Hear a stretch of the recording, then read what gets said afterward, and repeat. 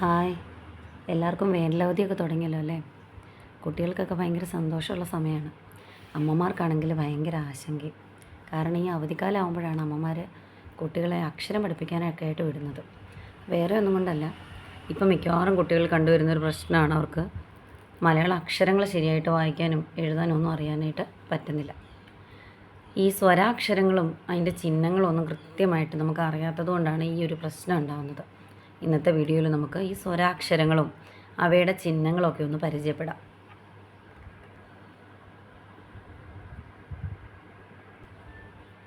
മലയാള അക്ഷരമാലയിലെ സ്വരാക്ഷരങ്ങളാണ് ഞാനിവിടെ എഴുതിയിരിക്കുന്നത്.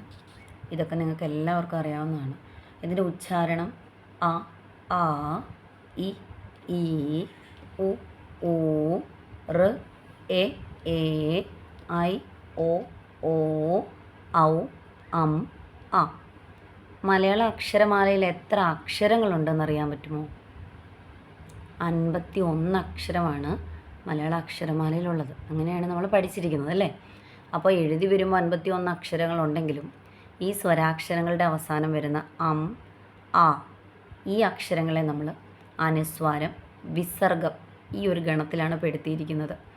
അതുകൊണ്ട് തന്നെ ശരിക്കും പറഞ്ഞാൽ മലയാള അക്ഷരമാലയിൽ 49 അക്ഷരങ്ങളാണ് വരുന്നത്.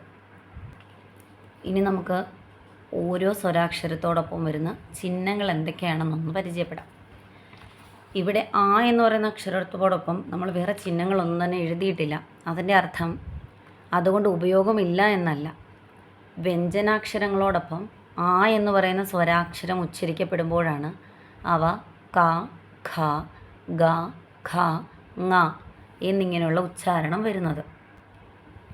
ഇവിടെ ക പ്ലസ് ആയാണ് ക എന്ന് ഉച്ചരിക്കപ്പെടുന്നത്.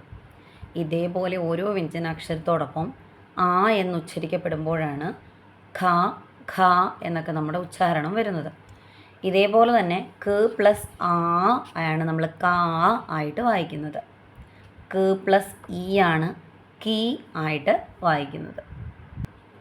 ഇവിടെ നോക്കൂ, ത പ്ലസ് ആയാണ് നമ്മൾ ത എന്ന് ഉച്ചരിക്കുന്നത്.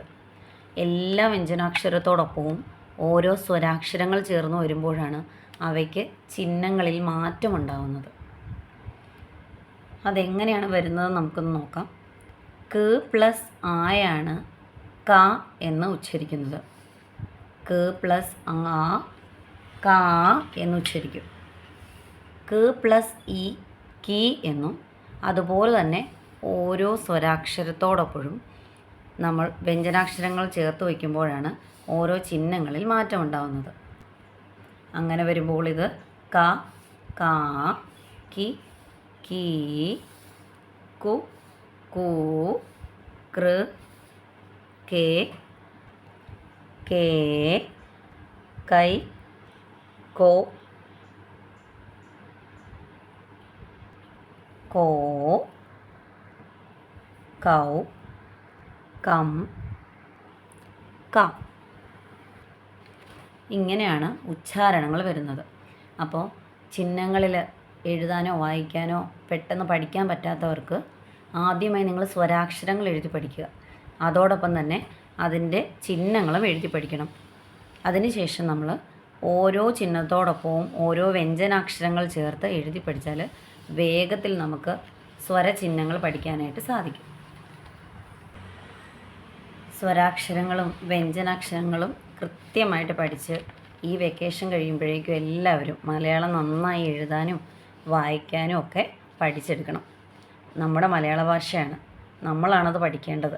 മലയാളം അറിയില്ല എന്ന് പറയുന്നതൊരു മോശം കാര്യം തന്നെയാണ്. അതുകൊണ്ട് ഈ ഒരു വെക്കേഷൻ ടൈം ഈ മലയാളം പഠിക്കുന്നതിനായിട്ട് നന്നായിട്ട് നിങ്ങൾ യൂസ് ചെയ്യണം. വെക്കേഷൻ്റെ കളിയോടൊപ്പം തന്നെ ഇതും കൂടി മുന്നോട്ട് കൊണ്ടുപോകാനായിട്ട് എല്ലാവരും ശ്രമിക്കണം. അപ്പോൾ നിങ്ങൾക്ക് ഈ വീഡിയോ ഹെൽപ്ഫുള്ളായി കാണുമെന്ന് ഞാൻ വിചാരിക്കുന്നു. Thank you.